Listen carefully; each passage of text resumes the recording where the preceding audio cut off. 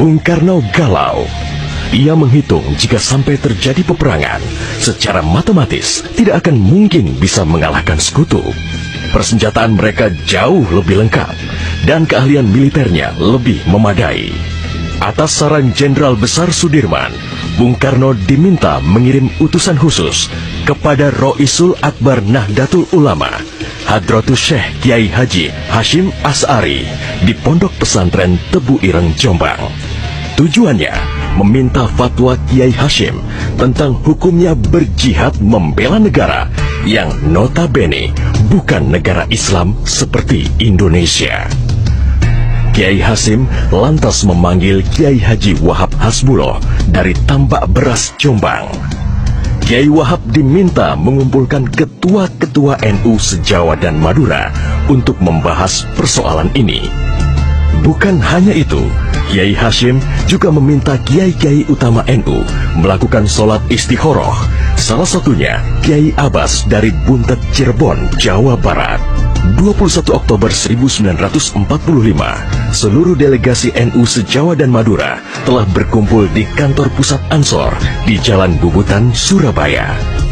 Kiai Hashim memimpin langsung pertemuan tersebut dan kemudian dilanjutkan oleh Kiai Wahab. Setelah melalui diskusi yang cukup panjang dan mendengarkan hasil istikharah para kiai utama NU, esok siangnya, tanggal 22 Oktober 1945, pertemuan menghasilkan 3 rumusan penting yang kemudian dikenal dengan istilah Resolusi Jihad NU.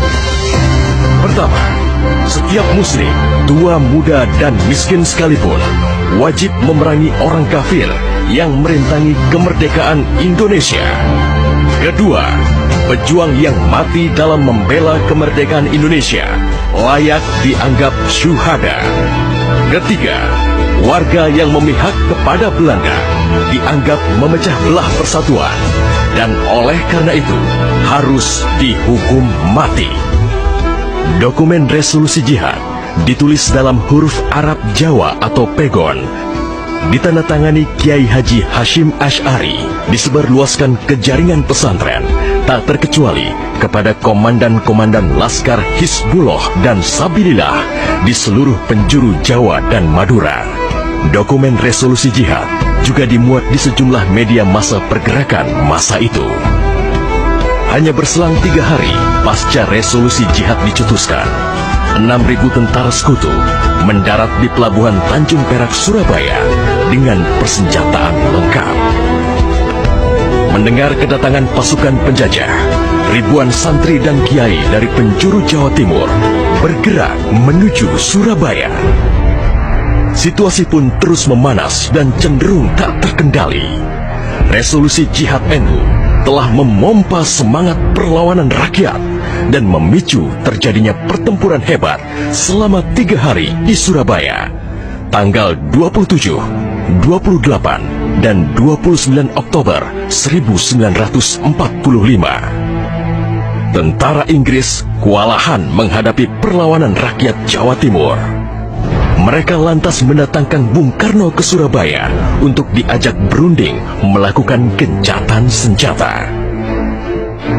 Pagi hari tanggal 30 Oktober, gencatan senjata ditandatangani pemerintah Indonesia dan Inggris.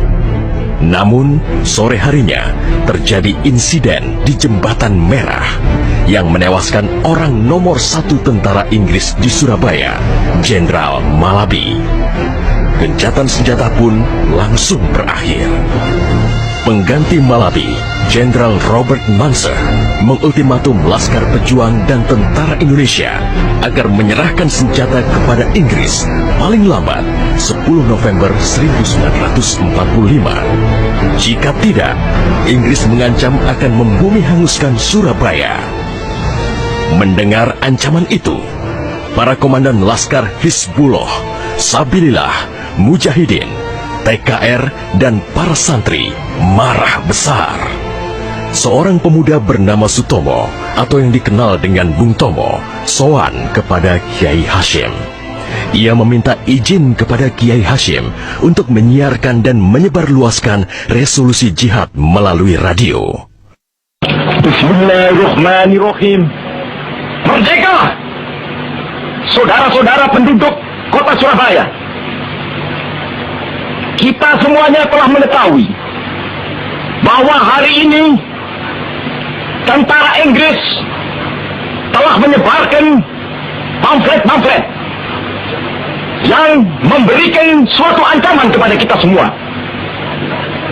Kita diwajibkan untuk dalam waktu yang mereka tentukan menyerahkan senjata-senjata yang telah kita rebut dari tangannya tentara Jepang. Tetapi inilah jawaban kita. Selama banteng-banteng Indonesia masih mempunyai darah merah yang dapat membuat setarik kain putih, merah dan putih, maka selama itu tidak akan kita mau menyerah kepada siapapun juga. Allahu Akbar, Allahu Akbar, Allahu Akbar. Merdeka! Pertempuran 10 November membuat malu tentara Inggris. Target mereka menguasai Surabaya dalam waktu 3 hari tak terbukti. Bahkan di hari yang kedua, Inggris kehilangan Jenderal Robert Munser. Artinya, dalam 1 bulan menghadapi arek-arek Surabaya, mereka sudah kehilangan 2 jenderal terbaiknya. Perang Surabaya berlangsung selama 3 minggu. Takbir dan pekik merdeka menggema selama pertempuran berlangsung.